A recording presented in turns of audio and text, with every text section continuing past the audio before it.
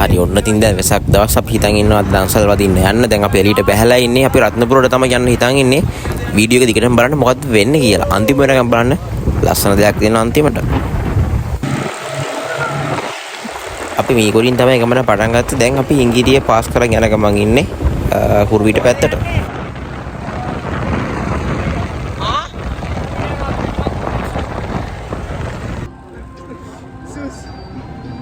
කොබන් තමීරයා මේ ඉන්න අපේ 2007 අපේ ජෝලයින් මල්ලි තමීර මල්ලි. අපි චාරු කොහෙද යන්නේ මේ? යාවා දැන් අපි තාම පාරක් නැහැ අපිට යන්න. අපි ආයේ කොහෙ යනවා කියලාද? අපි ආවේ මුලින්ම පානදුර යනවා ඊට පස්සේ රත්නපුර වුණා දැන් කුරුවිට වෙලා තියෙන්නේ. නෑ මුලින් පාරෙන් මුලින් ගාල්ලන්න හිටියේ. ඔව් ගාල්ලක් යන්නේ දැන් රත්නපුරේ ඉන්නේ. දැන් රත්නපුරේ. තාම රත්නපුරට යන ගමන් ඉන්නේ. යන ගමන් ඉන්නේ දැන් මේ නෑ ලොඩක් රත්නපුර පොඩ්ඩක් කෑවා අපි ගියා එළගිරි. අපිට මගදිකට දන්සල් ගොඩක් හම්බුණා. මේක අපිට හම්බෙච්ච තුන්වෙනි දන්සල. මේක බත් දන්සලක් අපිට හම්බුණා. අපි දැන් යන්නේ කුරුවිටට. ඉතින් අපි එකතු කරගන්නවා බුලි දෝෂක. ටික් ඒ වගේම අපි එකතු කරගන්නවා මෙතනට තව බිහෙඳුවේ.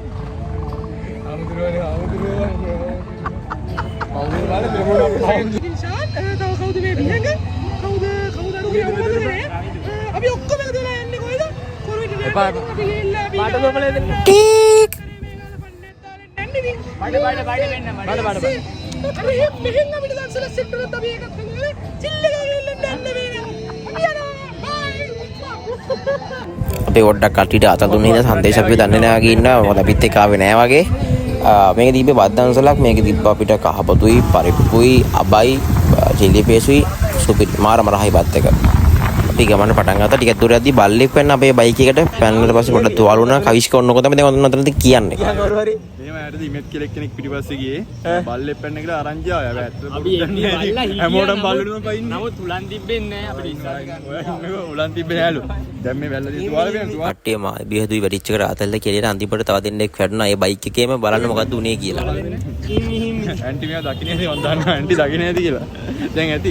අර අතන